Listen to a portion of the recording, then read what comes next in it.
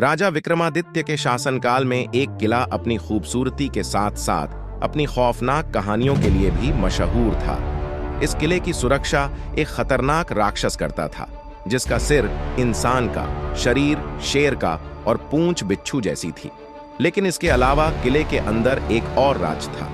एक बेहिसाब खजाना छुपा हुआ था, जिसके बारे में सिर्फ कुछ चुनिंदा लोग ही जानते थे। एक दिन राजा के जंगल में एक खुफिया समूह दाखिल हुआ।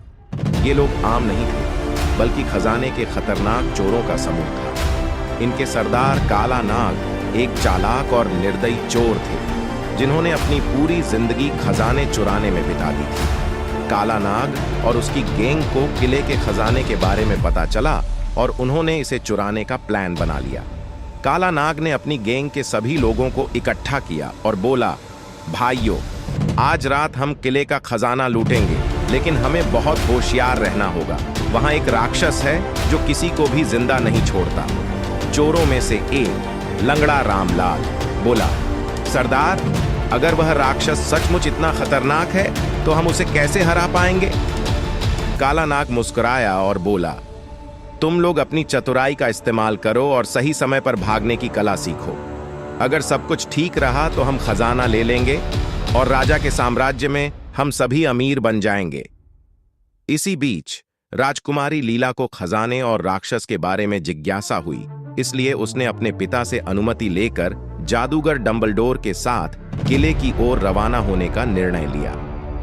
राजा विक्रमादित्य ने उसे चेतावनी दी कि किले में जाना खतरनाक हो सकता है, लेकिन लीला के दृढ़ संकल्प को देखते हुए उन्होंने अनुमति दे दी। जैसे ही लीला और डंबलडोर किले में पहुंचे, उन्होंने महसूस किया कि वहां किसी और के कदमों के निशान भी हैं। जादूगर डंबलडोर ने हैरान होकर कहा, लगता है हम अकेले नहीं हैं। लीला ने कहा, यह जरूर चोरों का समूह है जो खजाने पर नजर रखे हुए है। हमें बहुत होशियार रहना होगा। किले के बड़े हॉल में पहुंचते ही चोरों का समूह, लीला, जादूगर डंबलडोर और राक्षस सभी आमने सामने आ गए। काला नाग ने खजाने पर कब्जा करने के लिए अपने साथियों को आदेश दिया, जल्दी करो, खजाना समेट लो और पतली गली से निकलो। लेकिन जैसे ही वे खजाने के पास पहुंचे, राक्षस ने दहाड़ते हुए कहा, किसी में हिम्मत है जो मेरे खजाने को छूने की कोशिश करे? चोरों ने अपनी तलवारें निकाली और राक्षस पर हमला किया, लेकिन राक्षस की ताकत और गति ने उन्हें डर से भर दिया। लंगड़ा रामलाल ने डरते हुए कहा, सरदार, ये तो मौत का फरिश्ता है। लीला और जादूगर डंबलडोर ने मौके का फायदा उठाते हुए राक्षस पर हमला किया। लीला ने कहा, काला नाग, अगर तुम यह खजाना लूटने से बाज आ जाओ तो हम तुम्हें जाने देंगे, वरना तुम्हारी खैर नहीं। काला नाग ने हंसी के साथ जवाब दिया, तुम हमें कैसे रोक सकती हो राजकुमारी? यह खजाना आज हमारा है।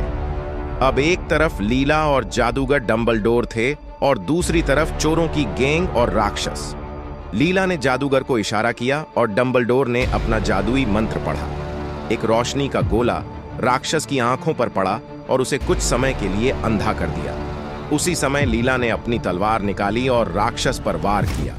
काला नाग और उसकी गैंग लीला और डंबलडोर को देखकर घबराए, लेकिन काला नाग ने हार मानने से इनकार कर दिया और बोला, मैं तुम सबको खत्म करके ही यहां से जाऊंगा। लीला और राक्षस के बीच भयंकर युद्ध जारी रहा। आखिरकार जादूगर डंबलडोर ने अपने आखिरी मंत्र से राक्षस को जंजीरों में बांध दिया और लीला ने अपनी तलवार से उसे खत्म कर दिया। जैसे ही राक्षस समाप्त हुआ, किले में सभी ने राहत की सांस ली। काला नाग और उसकी गैंग को पकड़ लिया गया और राजा के दरबार में पेश किया गया। राजा विक्रमादित्य ने काला नाग से कहा, तुम्हारा लालच और चोरी की आदत तुम्हें तबाह कर गई और अब तुम्हें अपने किए की सजा मिलेगी। अगर आपको हमारा वीडियो पसंद आता है तो कृपया हमारे चैनल को सब्सक्राइब करें।